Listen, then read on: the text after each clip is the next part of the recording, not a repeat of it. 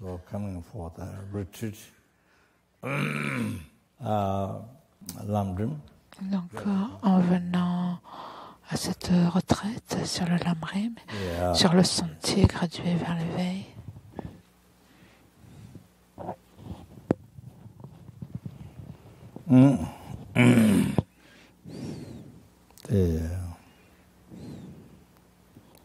most of the teachings, Buddha taught 84,000 teachings. So by dividing that, it comes in three. If there are sentient beings who have different level of mind, so a graduate. Donc la plupart des enseignements qui ont été enseignés par le Bouddha, les 84 000 enseignements, en les divisant en trois parties pour les êtres qui ont trois différents types ou différents niveaux d'esprit, d'état d'esprit, on obtient le véhicule inférieur, le véhicule du Mahayana Sutra et le Mahayana Tantra, qui est l'essence même, dont l'essence même est le Lamrim, le sentier gradué vers l'éveil. Et l'essence même de ce sentier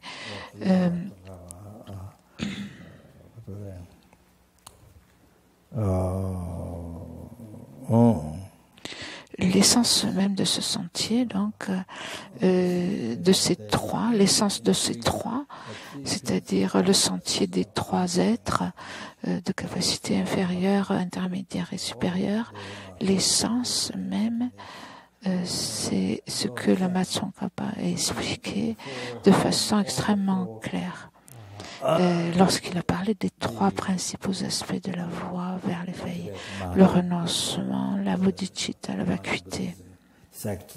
Et donc c'est la même chose, on trouve la même chose dans les quatre sectes ou les quatre écoles du bouddhisme tibétain Mahayana, les Nyingma, les Kagyu, les Sakya et aussi les Gelugpa.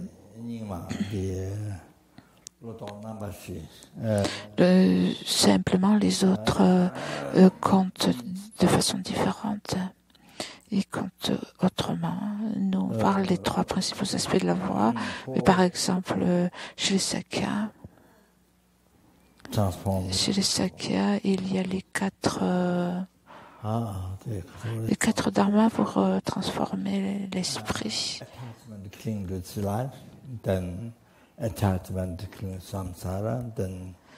Les quatre transformations en fait de l'esprit.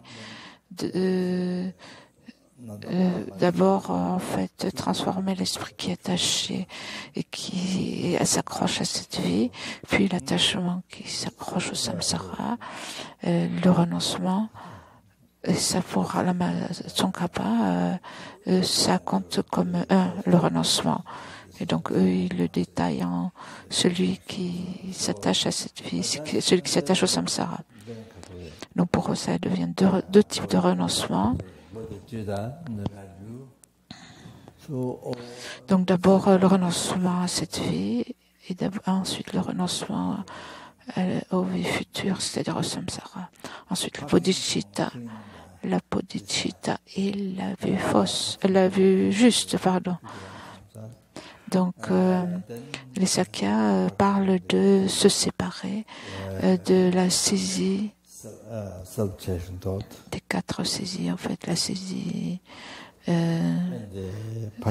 saisir ou s'accrocher à cette vie, s'accrocher aux vies futures, au samsara des vies et aux vies futures, s'accrocher au chérissement de soi. Donc se séparer du chérissement de soi, la pensée du chérissement, et se séparer de l'ignorance. Ils en parlent de cette façon.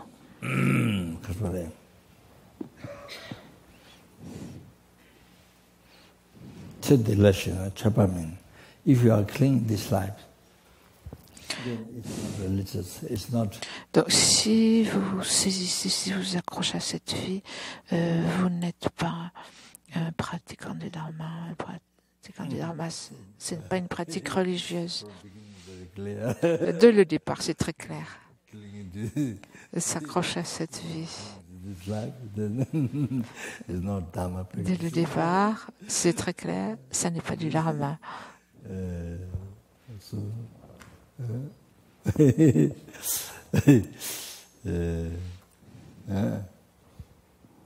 then,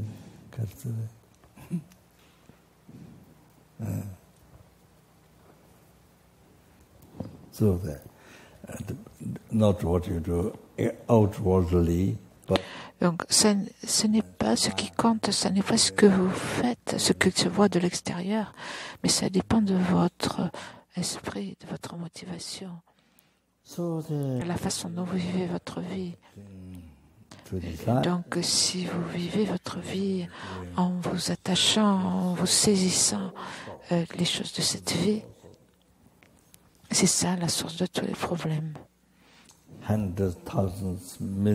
C'est la source de centaines de milliers, de millions de problèmes. De vivre sa vie comme un éléphant dans la boue, dans l'éléphant l'éléphant est très puissant, mais il peut se noyer et s'enfoncer dans la boue.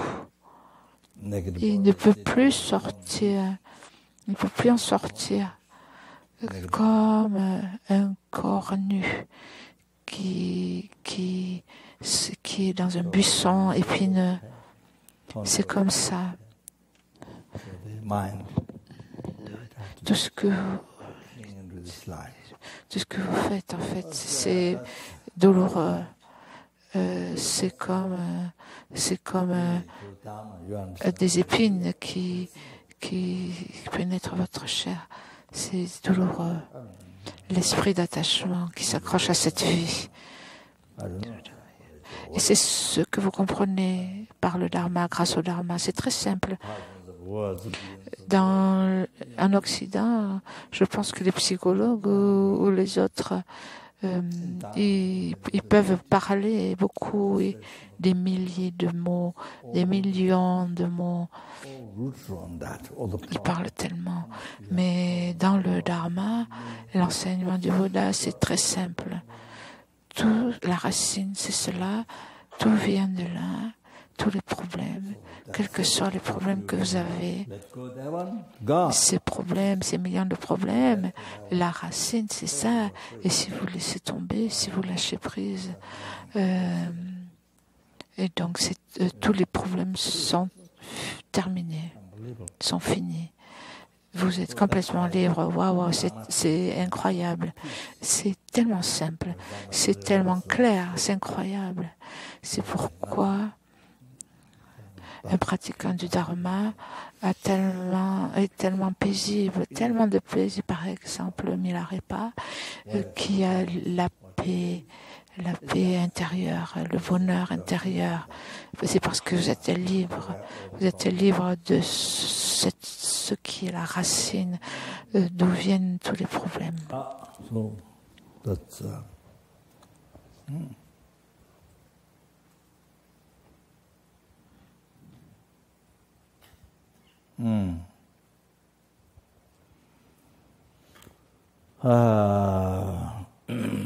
yeah.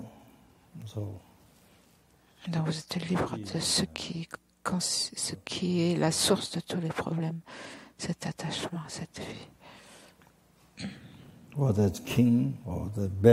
Donc que ce soit les rois ou que ce soit les mendiants qui cherchent leur nourriture jour après jour, en mendiant, ou que ce soit un méditant dans une grotte, que vous viviez dans un endroit isolé.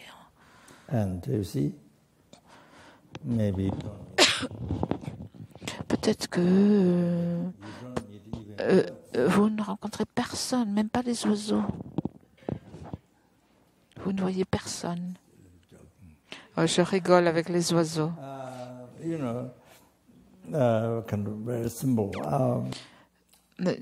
Si vous avez une vie très simple, vous avez des vêtements très simples.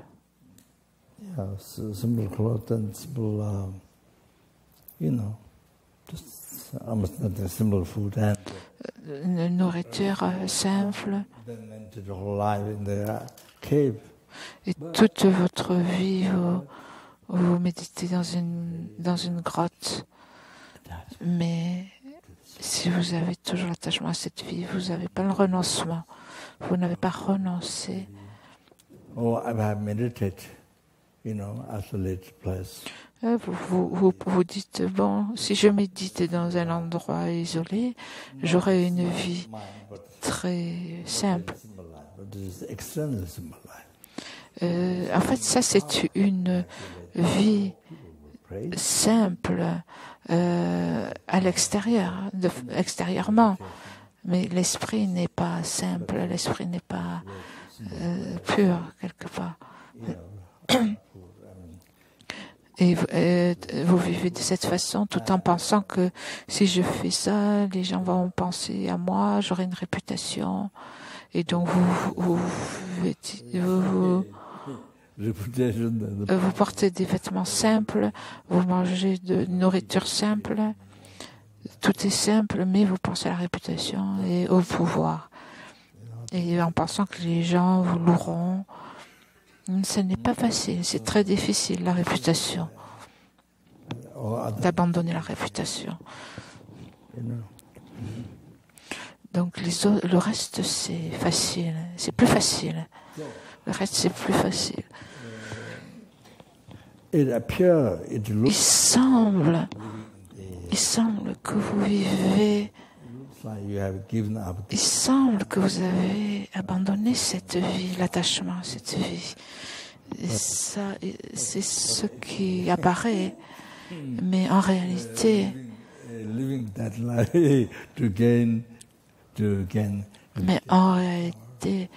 vous vivez de cette façon tout en pensant à votre réputation et au pouvoir que vous pouvez en retirer. En pensant à ce type de choses qui n'appartient qu'à cette vie. Et donc, il semble que vous ayez renoncé à cette vie, mais en réalité, non. Actually, trying to actually working for the attachment to this life. En fait, dans les faits, vous travaillez. Tout ce que vous faites, c'est pour l'attachement de cette vie. Tout ce que vous faites, ça sert à l'attachement de cette vie, l'attachement qui s'accroche au bonheur de cette vie.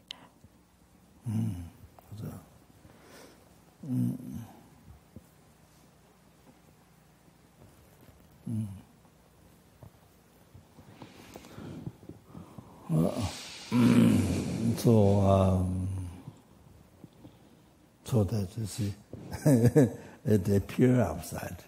De l'extérieur, ça ressemble à une vie de renoncement, mais en fait, ça n'est pas une vie de renoncement.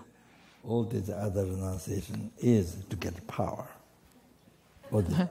Toutes ces autres, cette simplicité dans votre vie, toute cette simplicité dans votre vie, mis à part votre motivation, votre esprit, tout ça, c'est fait pour l'attachement à la réputation, l'attachement à cette vie. Tout cela sert à cela. De nombreuses personnes qui ne savent pas, il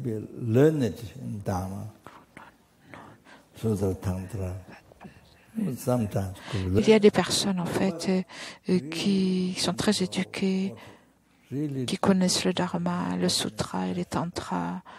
C'est possible que quelqu'un connaisse très bien le Dharma, mais ne soit pas conscient en fait de ce que ça signifie vraiment pratiquer le Dharma.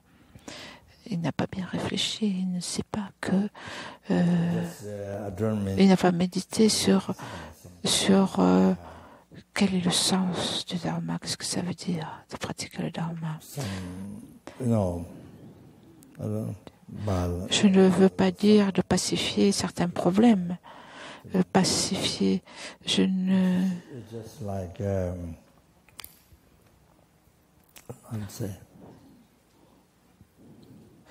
Like someone's taking medicine, Par exemple, c'est comme vous avez une maladie, vous prenez un traitement pour pacifier, pour vous débarrasser de cette maladie. Donc, de la même façon, vous méditez pour pacifier ce problème, pour vous débarrasser de ce problème.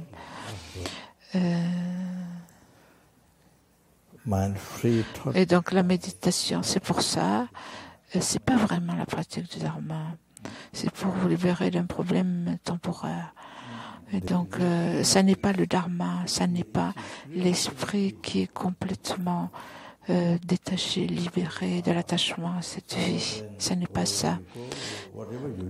Ça n'est pas la grande paix intérieure. Vous n'arrivez pas, vous n'obtenez pas la grande paix, le grand bonheur intérieur. Et donc, en conséquence, où que vous alliez, quoi que vous fassiez, vous rencontrez toujours des problèmes à cause de cela.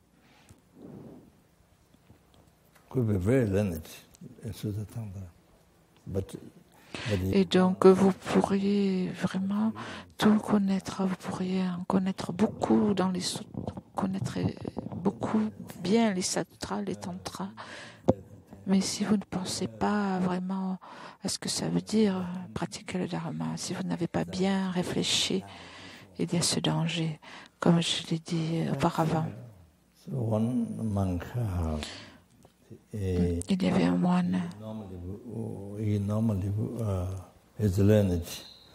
C'est un moine d'habitude, donc c'est quelqu'un de très éduqué, qui connaît beaucoup de choses.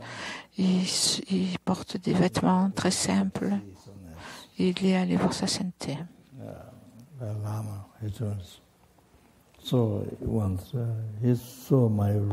Sa sainteté, le Dalai Lama. Kind of bad color, ruined, kind of not a little bit white, not good color when I came. Et donc quand je suis venu,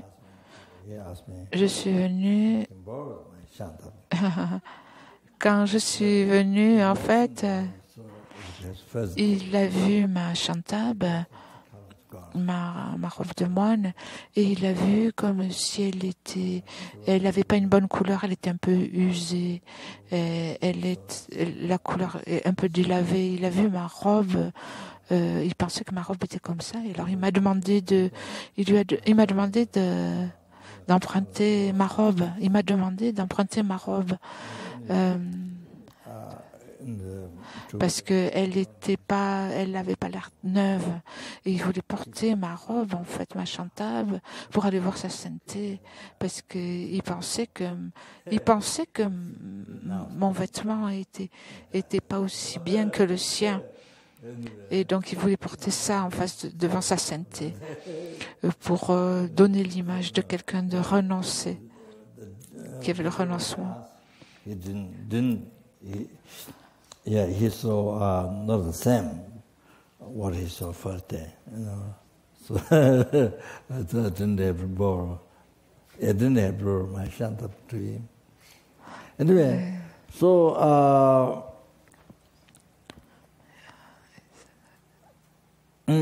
so this is so yeah, even like that, and so much suffering because you cling so much to the.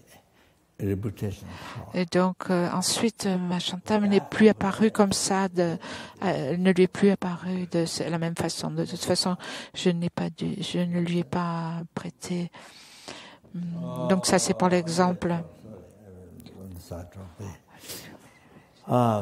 Donc de cette façon, vous simplifiez tout votre vie, vous avez une simple apparence, etc. Simplement parce que vous êtes attaché à la réputation, au pouvoir pour cette vie et pas pour le dharma. C'est pas pour le dharma, vous comprenez? Donc en tibétain, il y a une citation. Donc si vous êtes attaché au samsara, aux vies futures du samsara, si vous accrochez au samsara, alors vous n'avez pas le renoncement. Donc tout ce que vous faites avec l'attachement pour cette vie, même la méditation, même si c'est la méditation pendant des années et des années dans une grotte ou dans un monastère, où que ce soit, pendant des années et des années.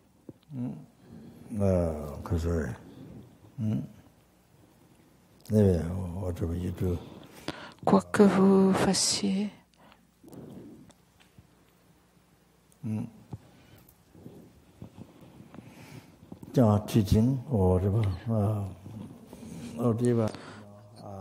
vous prenez des enseignements ou alors que ce soit les autres activités comme manger, marcher, s'asseoir, dormir, travailler, quoique tout ce que vous faites en fait devient la cause des souffrances, des mauvaises souffrances, des souffrances des royaumes infortunés, des naraks, les enfers en français, les fantômes, les esprits affamés, les prétas, les animaux,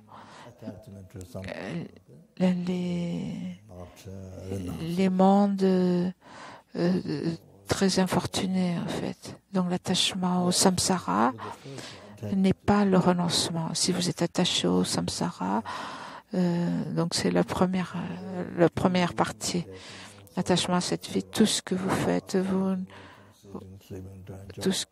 la méditation, manger, marcher, vous faites du footing, ou alors vous faites de la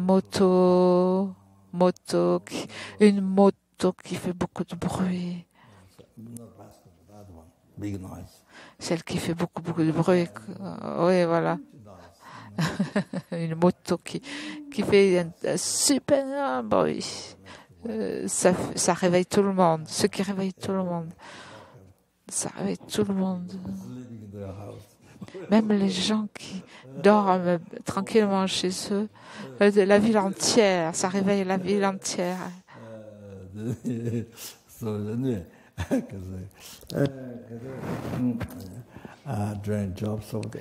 Travailler, etc. Tout ça, ça devient la cause du samsara.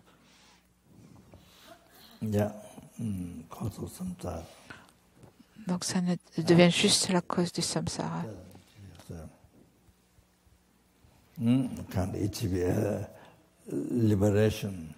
Et donc ça vous empêche d'atteindre la libération, le bonheur ultime, la libération du samsara. Ça vous empêche d'atteindre ce bonheur ultime. Un bonheur qui ne change pas, qui ne diminue pas, qui ne dégénère pas, qui dure éternellement, pour toujours, qui continuellement.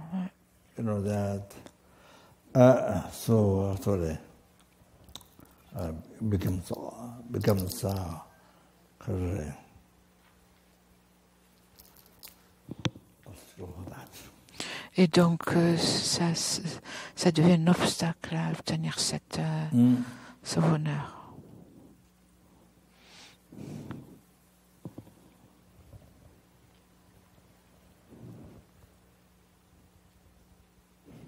So it is explained. Comme il est expliqué dans les conseils de Geshe Kadampa,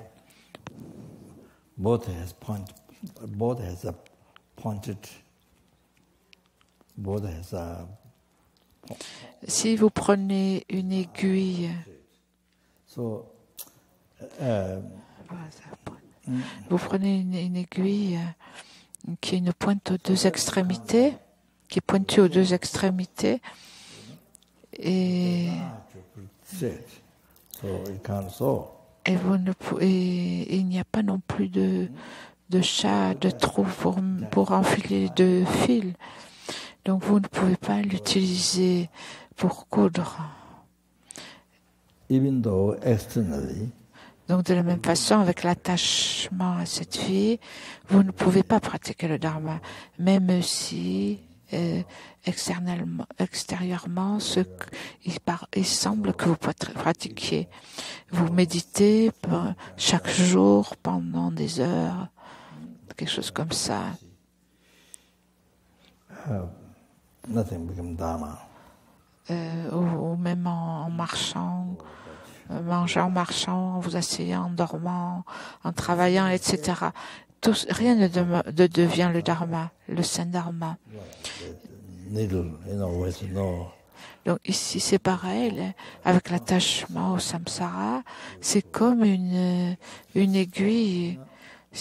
L'attachement au samsara est comparé à une aiguille qui est pointue aux deux extrémités. Et donc on ne peut pas réparer un vêtement.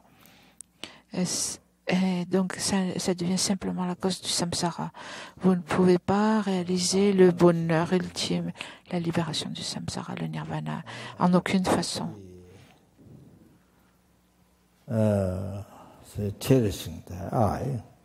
Donc en chérissant le je, c'est-à-dire en travaillant pour soi-même.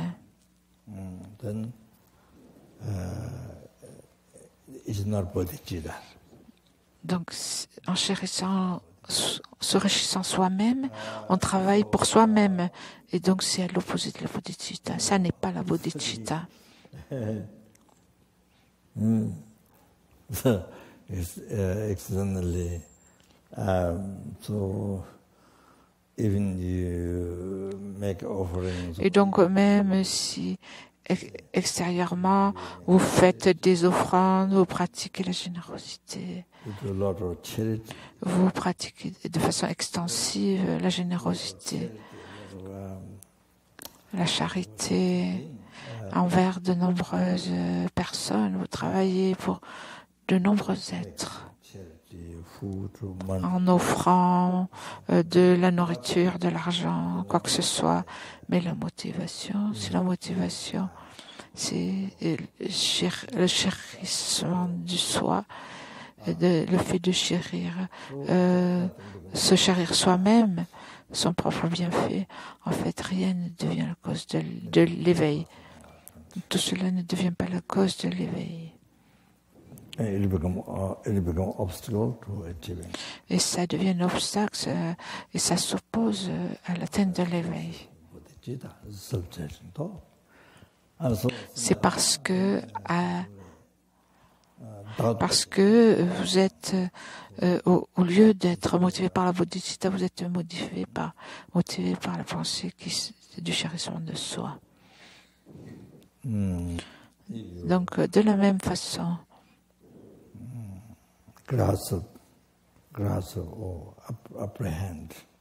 si vous appréhendez, si vous saisissez un jeu qui existe de façon véritable, si vous pensez ou croyez appréhender un jeu qui existe véritablement, si vous appréhendez un tel jeu qui existe véritablement, alors qu'il n'existe pas de cette façon-là. Il n'existe pas véritablement.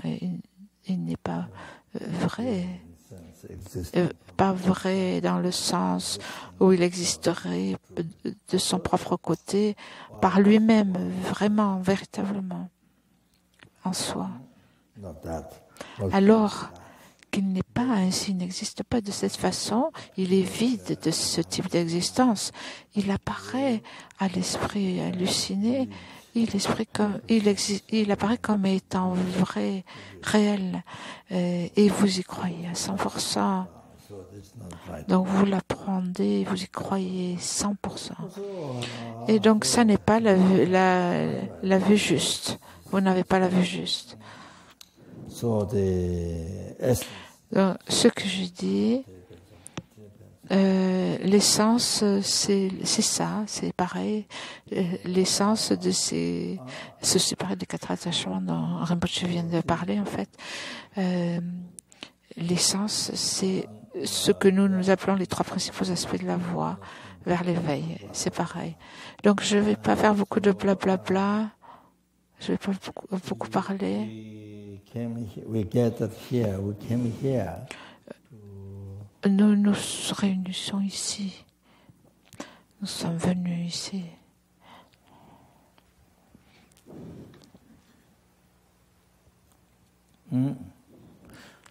To develop our minds. Pour développer notre esprit. To develop our mind. Or we can say our heart. Pour développer notre esprit, on peut dire notre cœur.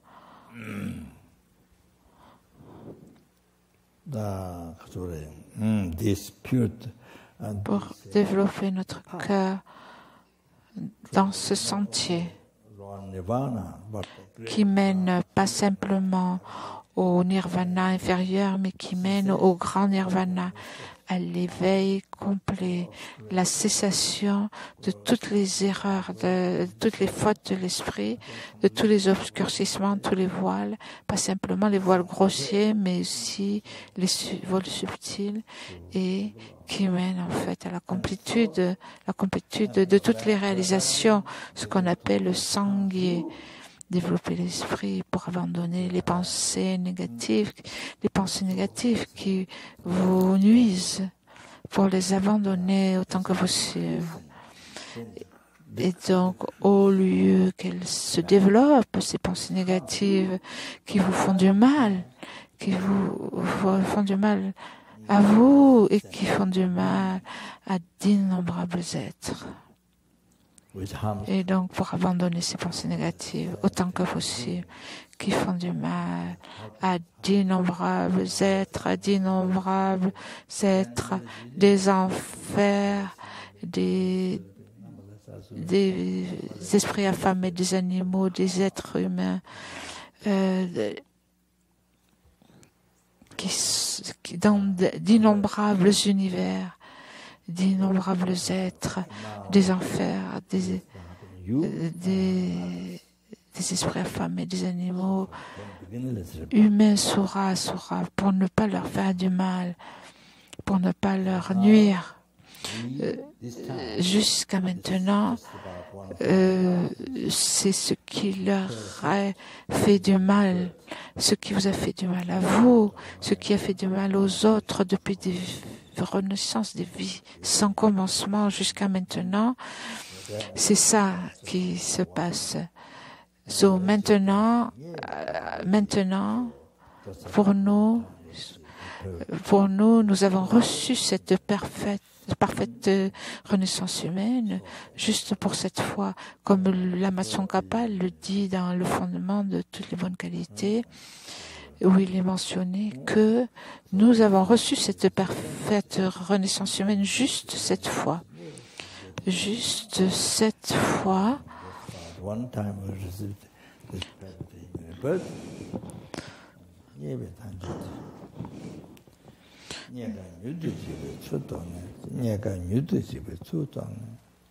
And extremely difficult to find again, like this. Extremely difficult to find again. Dans cette vie que l'on a reçue pour juste une fois, et qui est extrêmement difficile à retrouver.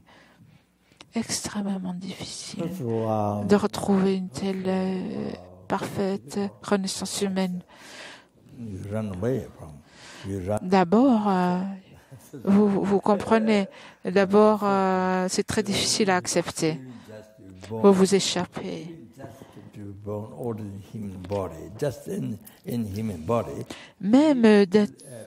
Même pour renaître en tant qu'être humain ordinaire, il faut avoir pratiqué auparavant une moralité pure. Il faut avoir pratiqué une moralité pure.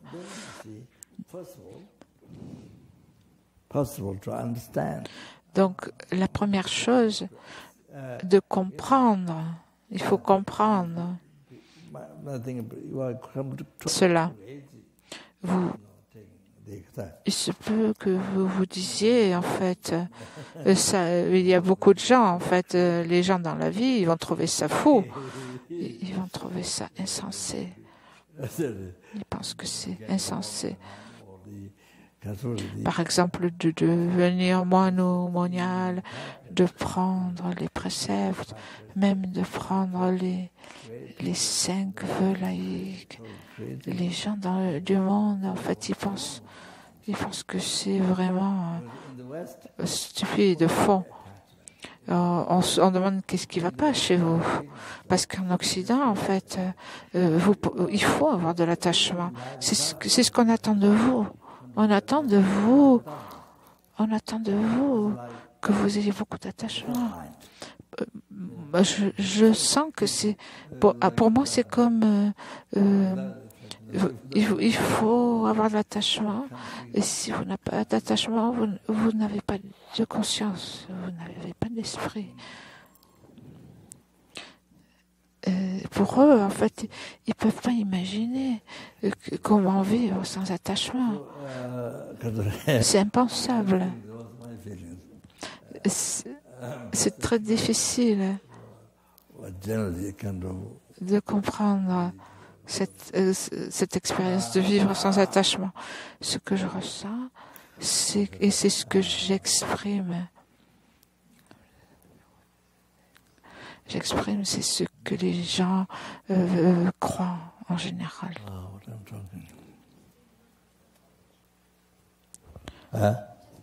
Ce que les gens croient. So you see, people think crazy. Something went wrong with the mind. Donc les gens pensent que vous êtes fou, que quelque chose ne va pas chez vous. Il faut aller à l'hôpital psychiatrique. Ils veulent vous envoyer à l'institut où vous gardez les fous. Il faut aller dans une institution, c'est-à-dire, institution, ça veut dire dans un hôpital psychiatrique. C'est difficile, même si vous leur expliquez, ils ne comprennent pas, ils pensent que vous êtes vraiment, vous avez perdu la tête. Cette idée. Même si vous leur expliquez l'enseignement du Bouddha, la réalité expliquée par le Bouddha. Donc pour eux, c'est vraiment faux. C'est tellement difficile à accepter pour les gens. Penser que c'est vrai, c'est tellement difficile. Incroyablement difficile. Incroyablement difficile. À cause de l'ignorance, c'est très, très, très, très difficile.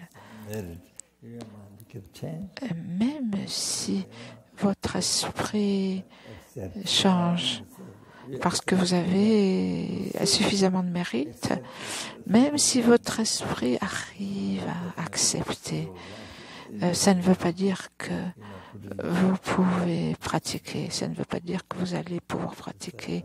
Mettre cela en pratique, c'est extrêmement difficile. Donc, Rinpoche parle toujours de l'attachement, de voir les défauts de l'attachement. Même si on a pris, ça ne veut pas dire qu'on peut le garder. Donc peut-être Rinpoche parle des vœux. Même si vous avez pris un engagement, par exemple, vous ne pouvez pas le garder. Même si vous les prenez, je suppose que Rinpoche parle des vœux ou d'engagement, vous ne pouvez pas les garder. C'est incroyable, les obstacles, incroyable à l'intérieur, les perturbations. À cause de ces perturbations, même un précepte gardé pur, un précepte, un vœu, c'est tellement difficile. Donc, J'ai vu ça dans les enseignements. Pour obtenir une précieuse renaissance humaine, dans cette vie, nous avons rencontré les enseignements du Mahayana Sutra et les enseignements du Tantra Mahayana. Vous pratiquez, ça veut dire que vous avez pratiqué dans les vies passées les vœux de Pratimoksha, de Bodhisattva, les vœux tantriques. C'est tellement rare, tellement difficile, très difficile. Mais c'est la chose la plus importante dans la vie. La chose la plus importante pour vous et la plus importante pour les êtres, pour chaque être vivant, pour les êtres innombrables, les suras, les asuras, les innombrables fourmis, les innombrables poissons qui vivent dans l'eau, les moustiques innombrables, les limaces. Pas simplement dans cet univers, mais dans d'innombrables univers. C'est la chose la plus importante, la plus bénéfique, la plus importante pour être bénéfique à tous ces êtres. Mais c'est tellement difficile à pratiquer. C'est tellement pratique, c'est tellement difficile. Et donc c'est pourquoi cette parfaite renaissance humaine est tellement difficile à retrouver.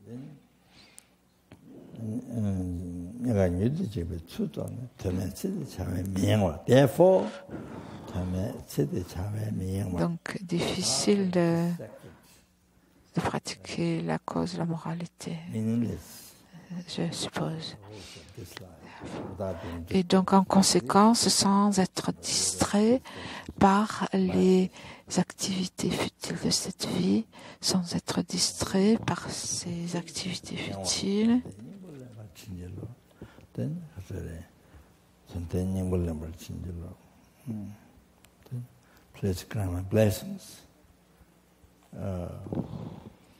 et donc sans être distrait par ça, ces activités futiles de cette vie, je vous prie de me bénir pour que je puisse prendre l'essence, c'est-à-dire pour pouvoir rendre cette parfaite renaissance humaine que j'ai reçue juste pour cette fois, pour la rendre bénéfique et pour lui donner tout son sens. Donc ici, on demande en fait ces bénédictions que vous visualisez d'innombrables. Je suppose que Rinpoche veut dire d'innombrables objets de refuge, ou que vous pensiez juste à un Bouddha, c'est-à-dire dans l'aspect du Bouddha, mais qui est en réalité le gourou, le maître. Pas le gourou dont on parle dans le monde, mais le gourou avec qui vous avez une connexion du Dharma, dans le Dharma. Et donc ici, c'est la requête. Donc vous visualisez juste le Bouddha ou d'innombrables Bouddhas. Ici, la requête principale, c'est de pouvoir prendre l'essence, c'est-à-dire de donner un sens à sa vie, ce qui donne un sens à sa vie. Et c'est pour cela que nous sommes réunis ici, que nous sommes venus. C'est pour faire cela, pour prendre l'essence de cette vie, pour faire ce qui donne un sens à la vie, ce qui est l'essence.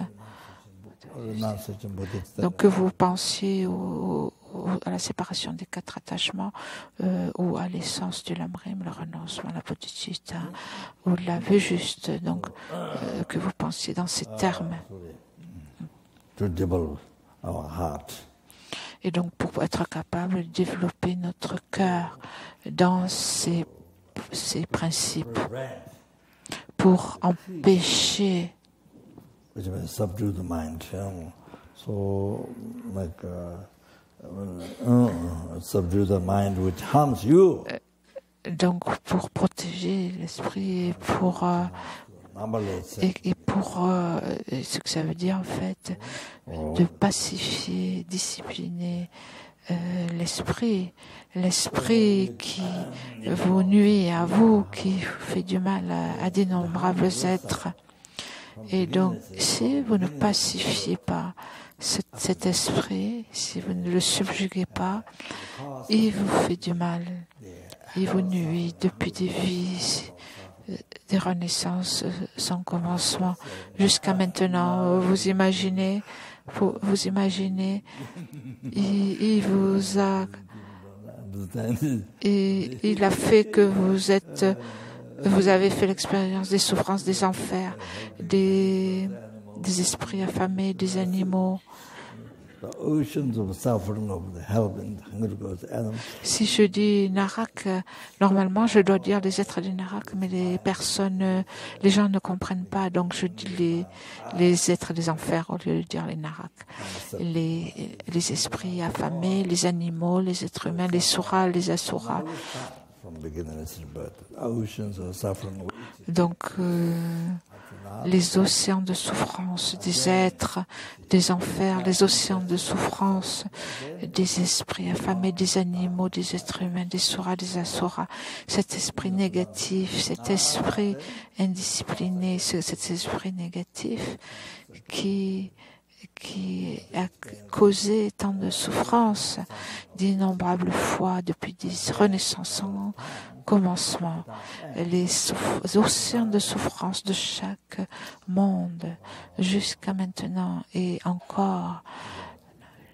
Really amazing. Maintenant, en pensant à vous-même, si vous ne pratiquez pas, même si vous pensez juste à vous-même, donc vous pouvez penser, si je ne pratique pas le Dharma dans cette vie, si je ne pratique pas le Lamrim, de nouveau, cet esprit négatif va faire que je vais faire constamment l'expérience des océans de souffrance de chaque monde.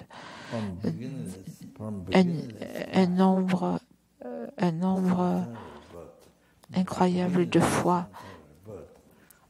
sans commencement, sans fin dans le futur. Waouh, c'est vraiment incroyable. Et maintenant, en fait, si nous y pensons bien, depuis des temps sans commencement, depuis des renaissances dans le samsara sans début, jusqu'à maintenant, d'innombrables fois, cet esprit négatif, ces perturbations, si vous pensez de cette façon, cet esprit négatif, il vous a fait souffrir. Il est la cause d'océans de souffrance de chaque monde, d'innombrables fois depuis des renaissances sans commencement. Si vous y pensez, si vous pensez à cela, 100,000 things donc si vous réfléchissez, to do, to think, creativity, yeah.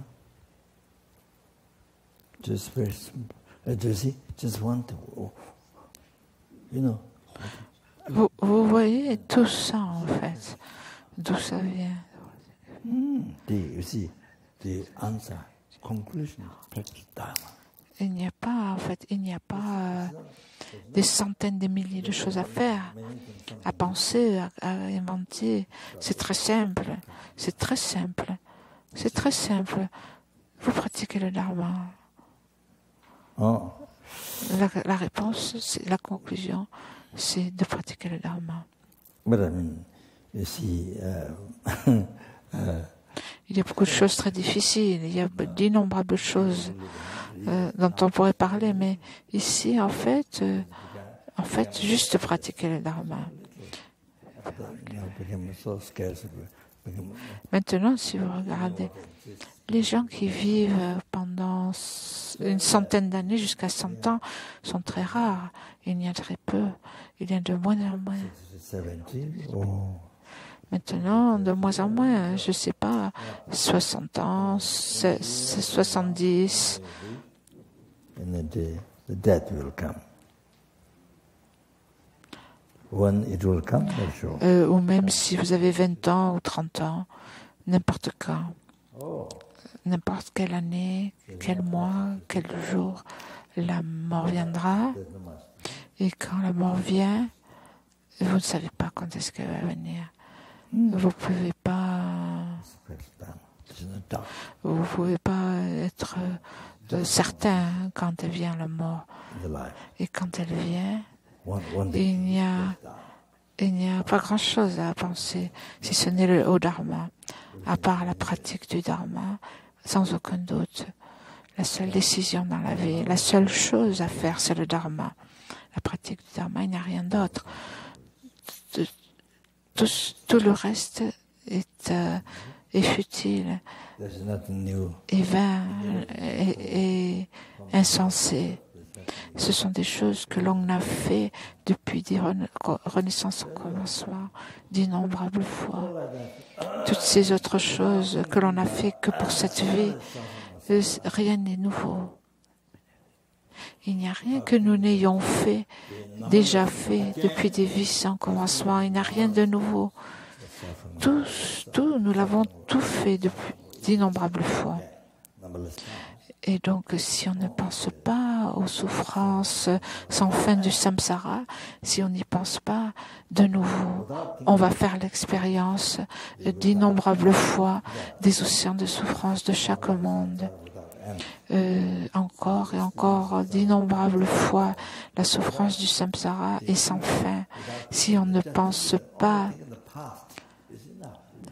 la souffrance du samsara est sans fin. L'expérience des souffrances du samsara est sans fin, sans penser du futur, même sans penser au futur. Si on ne pense juste au passé, d'innombrables fois, rien que cette pensée, ça suffit pour nous pousser à pratiquer le dharma. De cette façon, donc de cette façon, il faut arrêter tout ce qui n'est pas dharma et pratiquer le dharma. C'est ça la réponse. Il n'y a rien d'autre à faire. Et donc nous sommes venus à cette retraite ici, nous nous réunissons ici.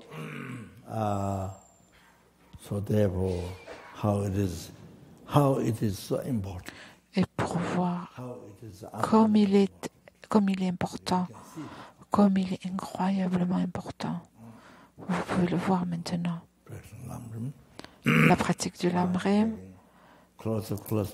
rapprocher l'esprit du Lamrim, des réalisations du Lamrim, comme c'est tellement important pour vous et pour les autres, pour d'innombrables êtres.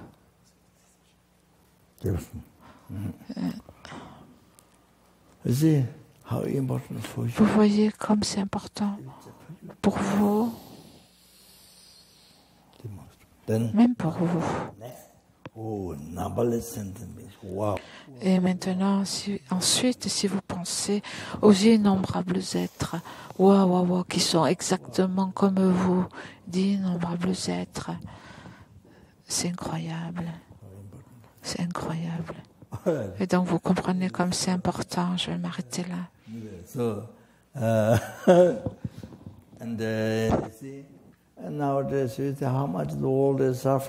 De nos jours, vous voyez toutes les souffrances dans le monde, les guerres,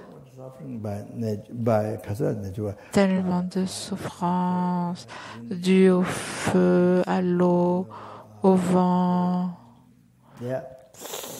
aux éléments, les tremblements de terre, les meurtres, les guerres, les maladies. Tellement de gens qui meurent du cancer, En fait, j'ai entendu dire que la cause majeure, c'est les crises cardiaques, en fait.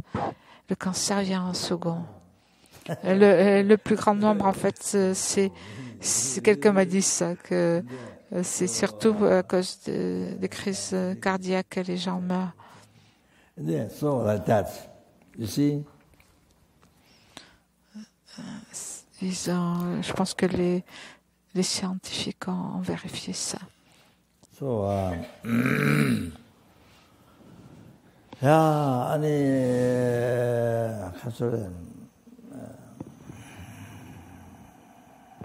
so, we have one helper, Kunsang, many people, you know. Et donc, vous connaissez Kunsang, tout le monde, beaucoup de gens connaissaient Kunsang. Vous voyez, quand vous voyez Kunsang, on voyait Kunsang, il était là, il avait vraiment l'air, réel, il semblait exister de son propre côté, sans dépendre de causes et de conditions. Il existait vraiment de son propre côté. Il n'était pas impermanent, il était permanent en nature.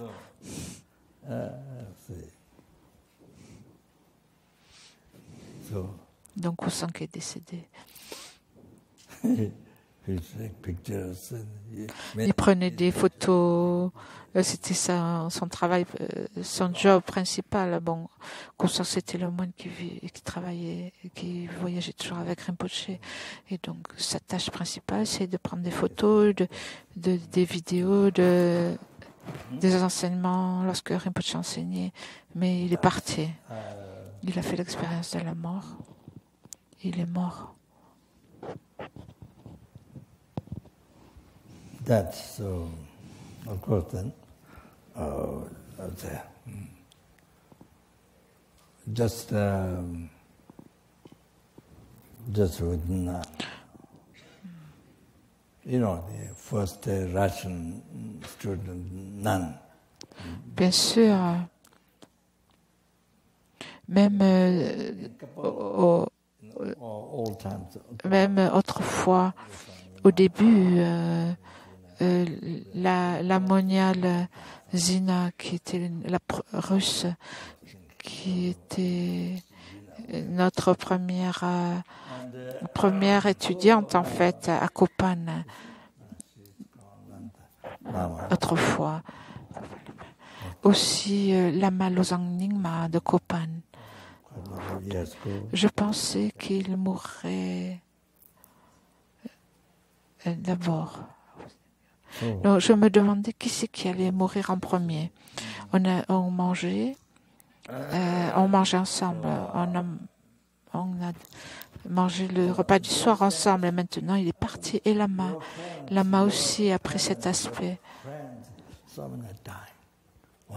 Losang Nyingma est décédé il y a de nombreuses années à Bodh Gaya. C'est très bizarre. Vos parents, vos amis, et tellement de personnes sont mortes l'une après les autres du cancer, etc. Malgré cela, les gens dans le monde, ils pensent jamais je vais mourir. Ils pensent je vais vivre. Ils meurent, mais moi je vais vivre. Je vais vivre pour toujours. Mais ils sont morts. On pense les autres, ils vont mourir. En parlant de façon générale, on ne pense jamais.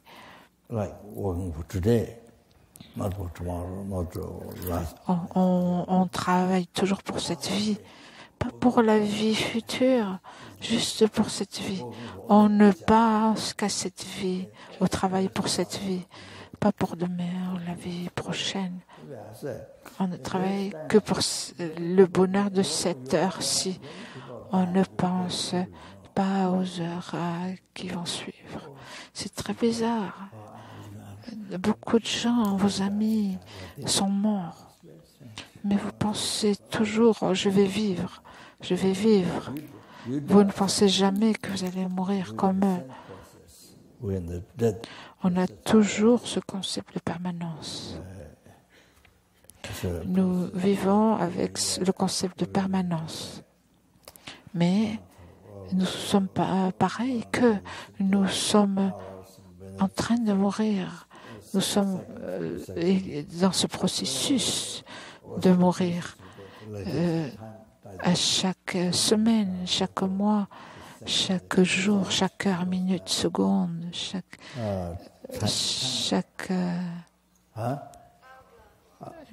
millième de seconde. Nous sommes dans ce processus, nous suivons le processus de la mort. Comme ce qu'on appelle, c'est le sablier, comme dans le sablier, le sable qui s'écoule dans le sablier. De la même façon, nous suivons ce processus de la mort. Nous sommes dans cette... c'est dans cela que nous sommes, ce qui nous mène à la mort. Là, c'est la réponse. Pourquoi nous sommes venus ici? C'est ça, la réponse, c'est ça. Je vais m'arrêter. Donc, réjouissez-vous que nous sommes ici de nouveau. C'est la 4e fois, le 4e cours de la lumière de la voix. C'est la 4e fois, c'est incroyable. C'est la 4e fois. La 4e fois que nous avons le karma de profiter de cet endroit ici. Donc, de profiter du dharma. Vous voyez, il y a tellement de problèmes dans le monde, tellement de problèmes. Et donc, vous voyez, la pratique du dharma devient d'autant plus importante que nous voyons tous ces problèmes. Donc, ce que nous allons faire, ce que nous faisons, en fait, c'est le lamrim. Même si vous voyez tous les plus de problèmes, vous entendez parler de tous les problèmes, tellement de souffrances, la chose la plus importante, c'est la pratique du lamrim. Yududala sangye doyone doashik yamalupa de sala gapash. Om ah.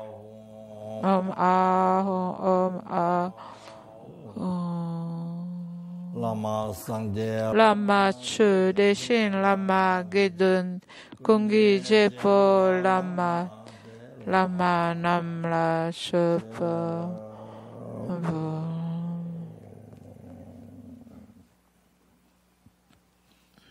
Okay, thank you so much.